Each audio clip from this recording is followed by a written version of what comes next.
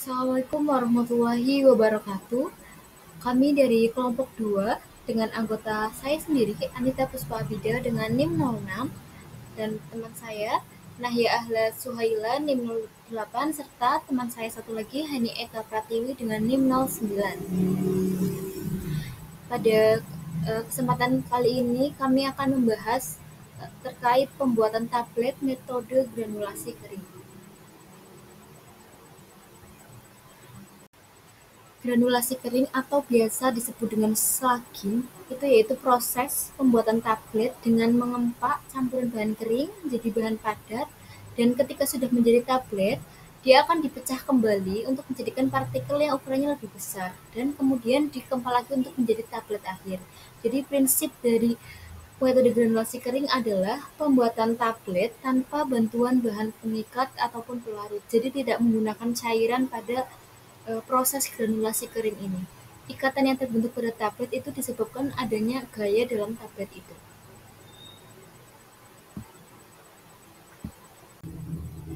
Tahapan metode granulasi kering dikutip dari majalah Farmaseutika yang ditulis oleh Nizam dan kawan-kawan pada tahun 2020.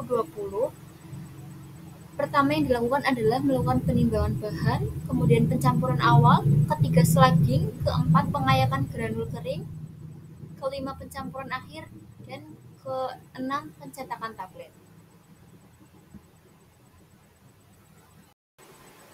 Selanjutnya yaitu tahapan metode granulasi kering skala laboratorium. Yang pertama adalah penimbangan bahan. Bahan yang ditimbang tentu saja bahan yang sesuai dengan formulasi. Nah, pada penimbangan ini ada dua jenis, yaitu fase dalam dan juga fase luar. Apa sih itu fase luar maupun fase dalam? Jadi fase dalam itu adalah area di dalam tablet yang mengandung zat aktif dan bahan penunjang yang sudah digabungkan melalui proses pembuatan tablet. Nah, tujuan dari fase dalam itu sendiri yaitu untuk memastikan zat aktif itu terdistribusi secara merata dan terkonsentrasi dalam tablet. Lalu apa sih fase luar itu? Jadi fase luar adalah permukaan tablet yang mengandung bahan penunjang. Nah, tujuan dari fase luar adalah memastikan tablet itu dapat terdispersi dengan baik saat menembus lapisan usus dan melepaskan zat aktif. Nah, biasanya kalau kita menjumpai tablet itu ada yang mengkilap, itu merupakan fase luar. Lalu setelah penimbangan bahan, perlu diperhatikan juga pada saat penimbangan bahan itu bahan harus dilayak terlebih dahulu supaya ukuran partikel yang jatuh itu sama. Kemudian setelah penimbangan sudah selesai, lanjut ke tahap berikutnya yaitu pencampuran awal. Nah, pada pencampuran awal ini tadi ada fase dalam dan juga fase luar. Pada pencampuran ini yaitu fase dalam dicampur dengan fase luar, tetapi fase luar yang dicampur dengan fase dalam hanya mengambil setengah bahan saja, tidak semuanya. Lalu tentu saja ketika bahan sudah tercampur harus diaduk sampai dengan homogen.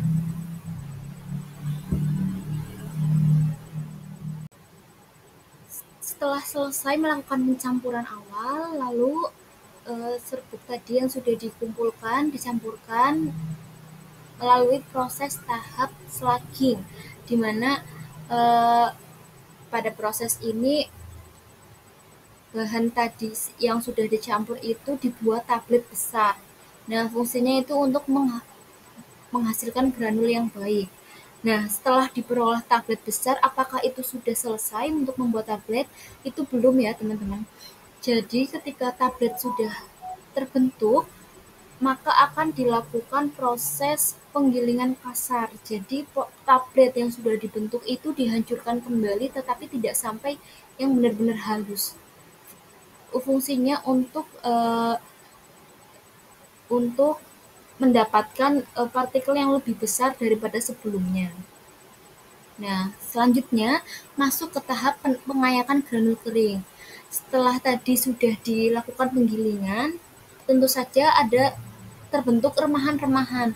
Nah, remahan-remahan itulah yang diayak menggunakan mesh nomor 20 ini.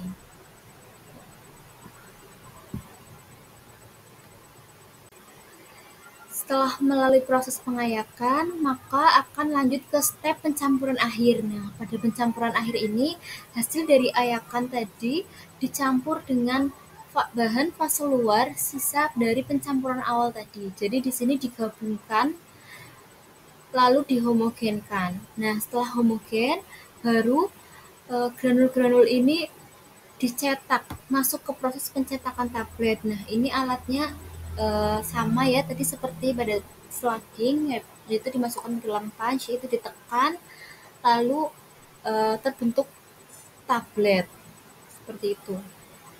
Nah, di sini ada sumber pembuatan video YouTube-nya.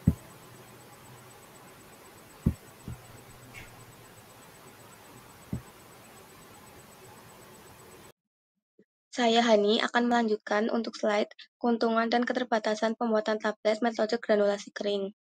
Kelebihan atau keuntungan dari metode granulasi kering, yang pertama itu dapat digunakan untuk zat aktif dan eksipien yang sensitif terhadap panas atau kelembapan.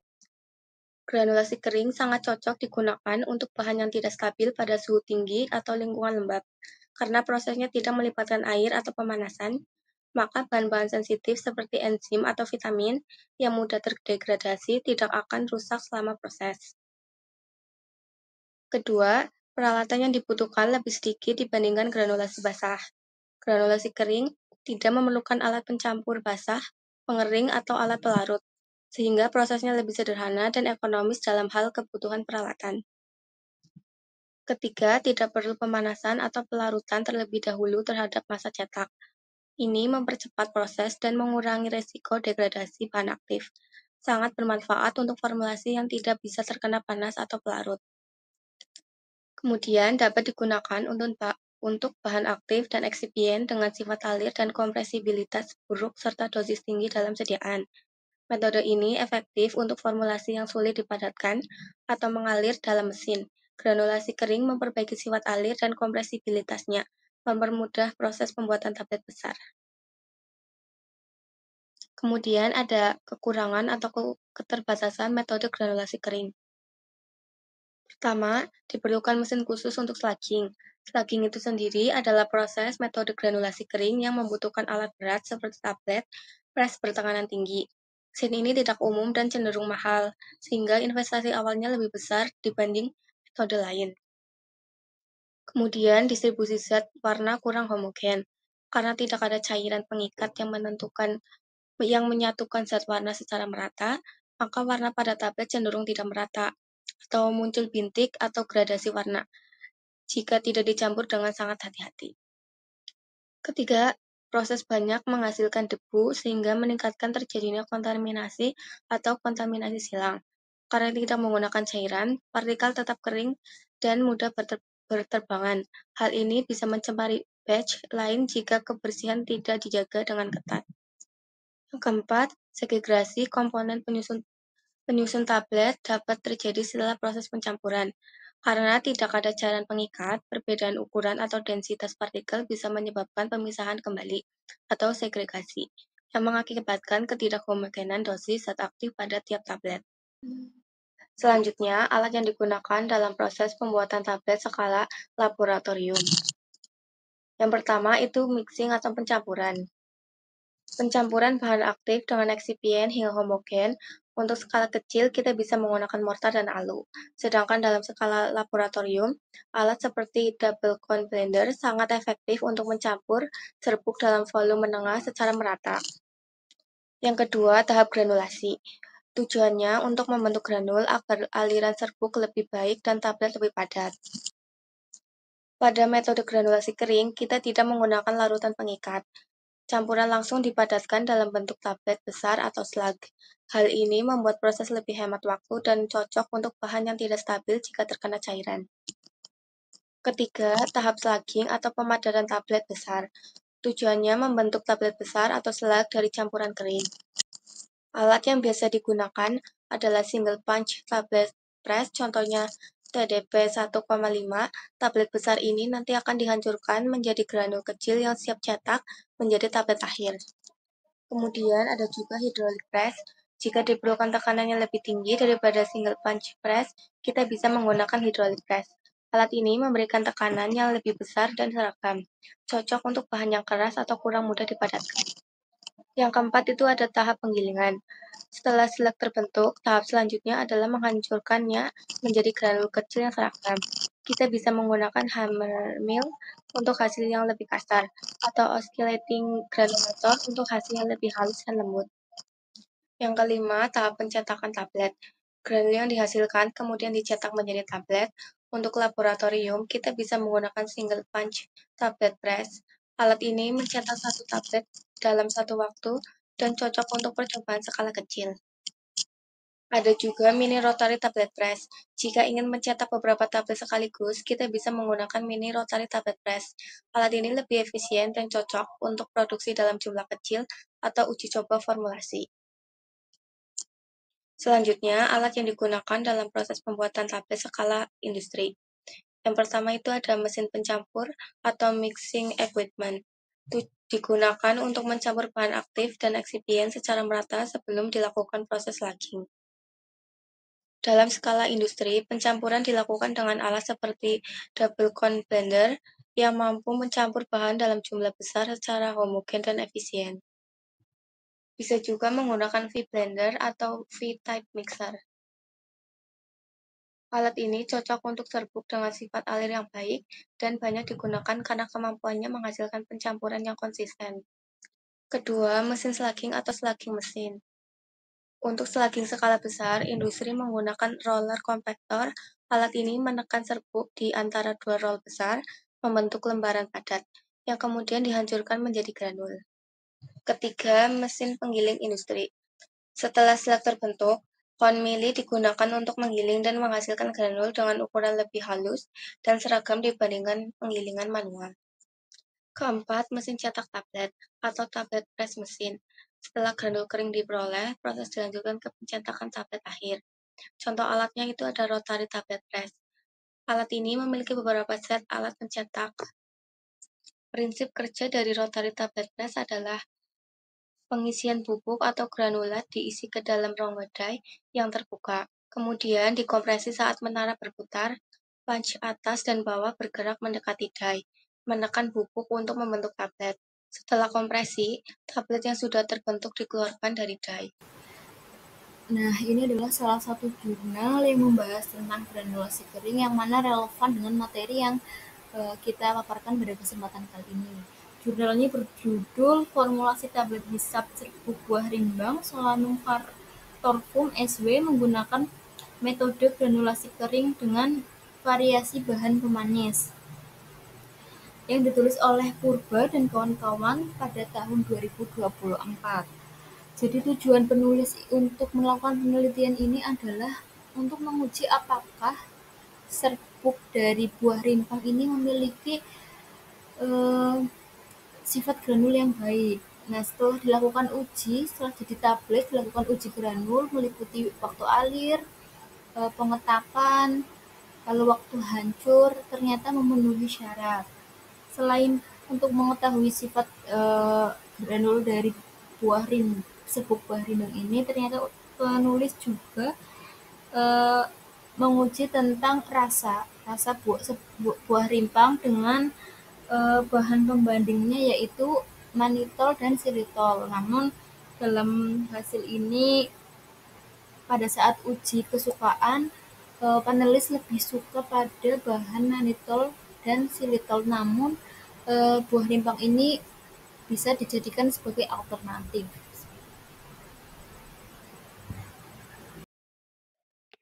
Baik, saya Nahya izin melanjutkan. Di sini ada gambar mesin cetak tablet. Jadi yang pertama itu ada penutup motor tablet penggerak, ada die dan housing die, ada punch atas dan housing punch atas, ada push bawah dan housing push bawah, ada pengatur berat tablet, ada hopper kecil atau sepatu, dan ada pengatur kekerasan. Komponen dasar mesin pencetak tablet. Hopper, corong atau corong pengisi adalah tempat untuk menyimpan dan memasukkan granulat. dan kemudian mengalirkan granul untuk dikempa. Bagian bawah hopper disebut sepatu pengisi yang mengandung bahan yang akan dibuat tablet. Sepatu pengisi ini bergerak di atas piring ruang cetak. Saat mesin dijalankan, dasar dari sepatu pengisi sebagian dipotong. Dengan demikian, massa tablet gerakan ke depan dapat meluncur dari corong ke dalam ruang cetak. Saat maju ke depan, sepatu pengisi mendorong sekaligus tablet yang terbentuk pada pencetakan sebelumnya di atas sebuah jalan penyalur. Yang kedua, die. Die adalah tempat granul yang akan dicetak dan juga yang menentukan ukuran dan bentuk tablet. Selanjutnya ada punch atas.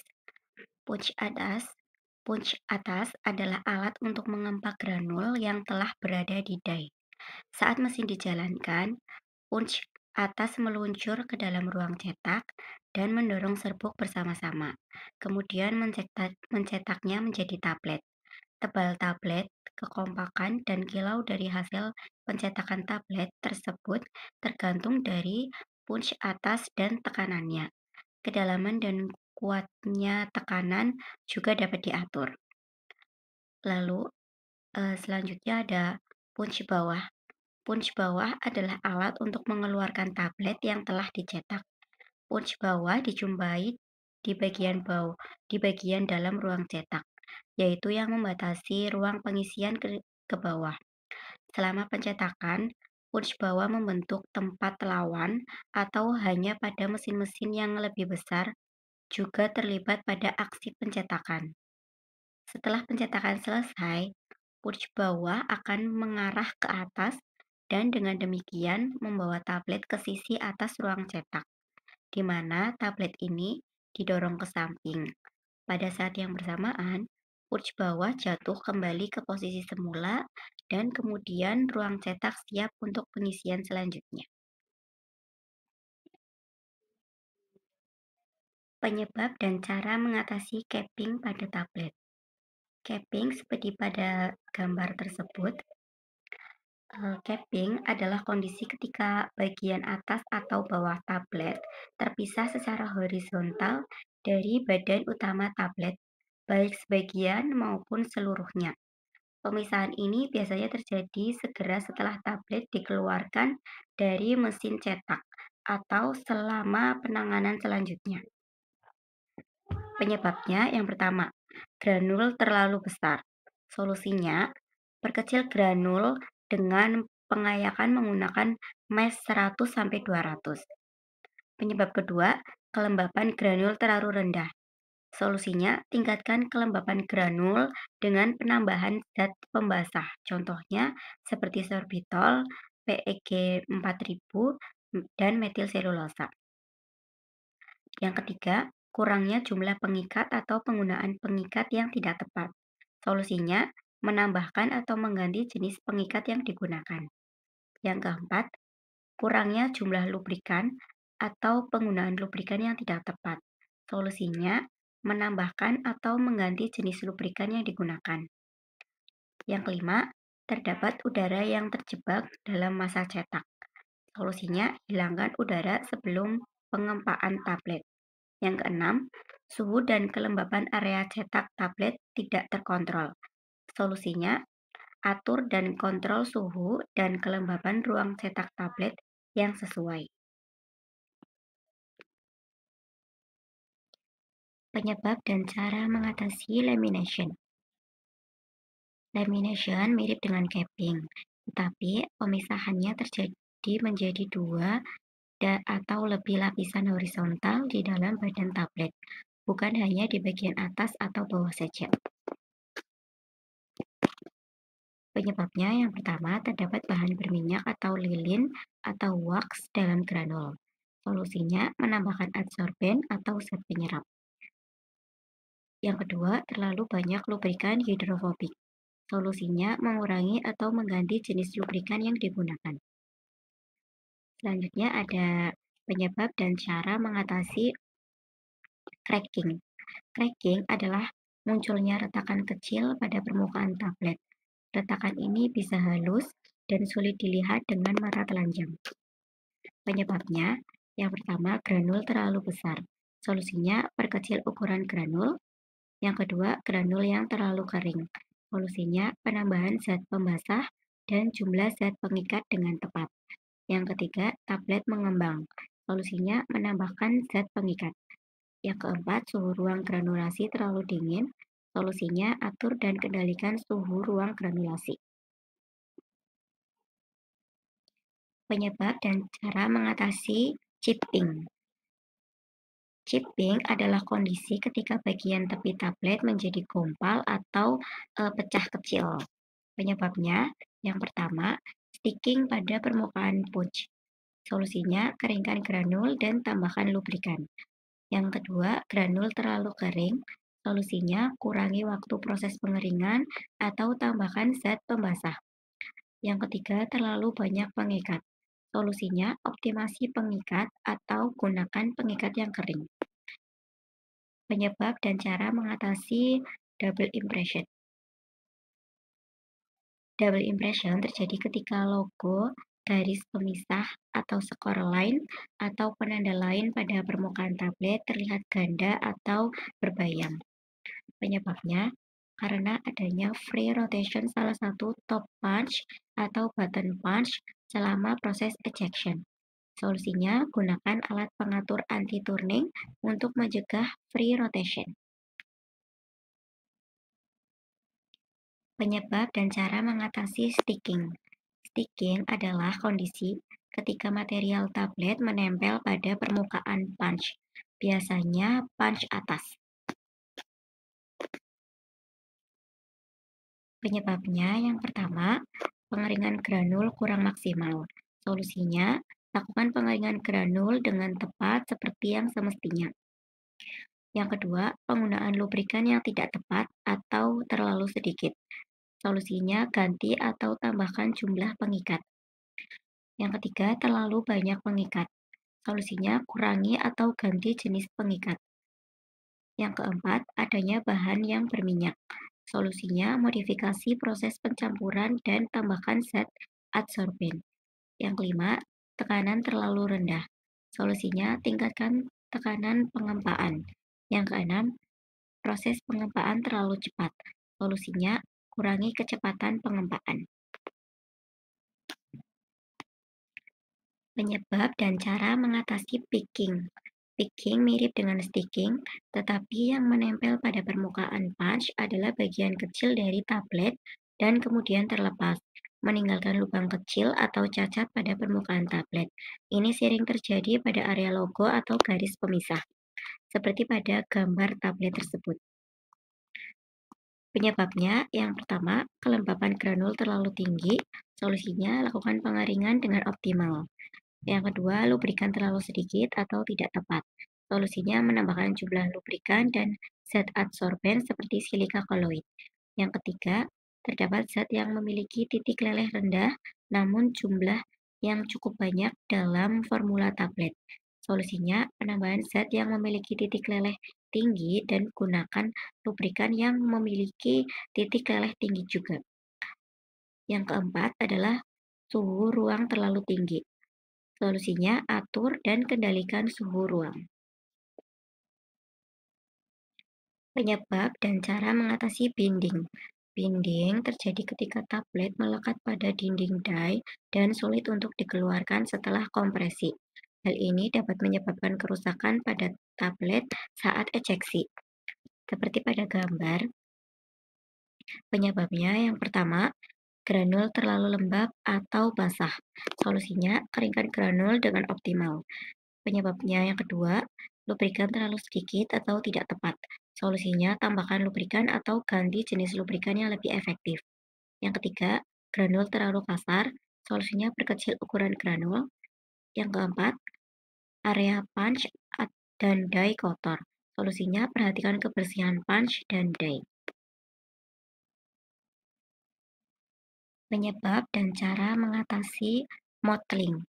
Mottling adalah distribusi warna yang tidak merata pada permukaan tablet atau menghasilkan bercak-bercak warna yang berbeda. Seperti pada gambar tersebut, penyebabnya yang pertama, zat aktif berwarna sedangkan eksipien berwarna putih. Solusinya, gunakan pewarna yang cocok dan sesuai. Yang kedua, pewarna bermigrasi ke permukaan granul pada saat pengeringan. Solusinya, ubah sistem pelarut, ganti bahan pengikat atau kurangi suhu pengeringan dan memperkecil ukuran granul. Yang ketiga, proses pencampuran tidak homogen. Solusinya, lakukan pencampuran dengan tepat hingga homogen dan kecilkan ukuran granul agar tidak terjadi segregasi.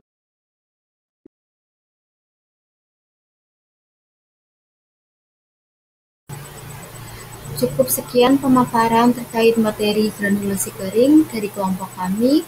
Saya Anita Puspa mewakili teman-teman saya, Nahya dan Hani. Apabila dalam pemaparan terdapat kekurangan, mohon maaf lahir dan batin. Wassalamualaikum warahmatullahi wabarakatuh.